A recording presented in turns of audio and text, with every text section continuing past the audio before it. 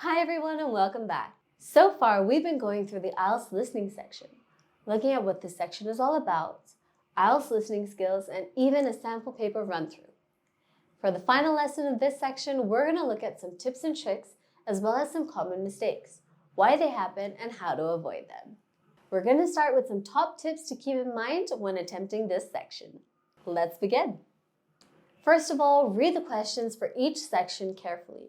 What will happen is that before each audio plays, you will have somewhere around 30 seconds to a minute before. Use this time wisely. By doing so, it will help you understand what you're supposed to listen out for, as well as follow the recording to identify the answers. The next tip relates to the point we just talked about, and that is, after completing a section, look ahead and read the questions for the next section. Next, be aware of the order in which the answers could be heard. Sometimes you might have a list of options to choose from as answers, and the possible answers could be listed in alphabetical order and not necessarily in the order that you will hear them. The next tip is something that we've been hearing about, especially when it comes to the IELTS, and that is to make note of the word limits. Remember, if the instructions read, write no more than 3 words and you write more than 3 words, it could mean that you'll receive no marks at all for your answer, even if some of the words were correct. So take a couple of seconds to really read the instructions. Tip number 5, listen out for keywords and synonyms between the questions and the recordings. This could help you identify the answer. An example of this could be something like, in the recording you might hear the person say, "She likes playing basketball and running in the morning."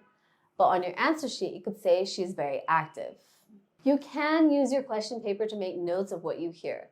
Make sure if you're writing the answers down on the question paper, you mark it clearly so that when you transfer your answers onto your answer sheet, you'll know which answer correlates to which question blank. The next tip is to make sure you are aware of and understand the English alphabet. Now, this might sound a little obvious, but what I mean to say here is that with the various accents that are present in the audio, the pronunciation of alphabets vary. This is especially important if and when you have to write down words spelled out in the recording. Also, be sure to listen very carefully for words which indicate which stage of the recording you are listening to. For example, words like firstly, my next point, to sum up. These words will be able to help you identify which questions you have reached. Another thing you should try to do is use your prediction skills. And how you can do that is, while you're waiting for the audio to start, again, look at the questions and see what you're looking for, whether it's a noun or it's a verb, etc. Now, the thing about the listening session is that it only lasts for 30 minutes. It's quite easy to get distracted and zone out, especially if you're not able to find the answer. If you can't hear the answer, don't worry, head on to the next question. You can also always make a guess.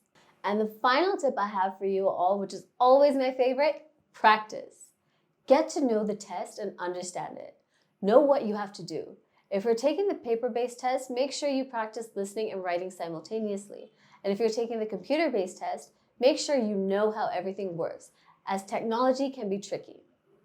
Improve your time management skills and work on your vocabulary skills as well.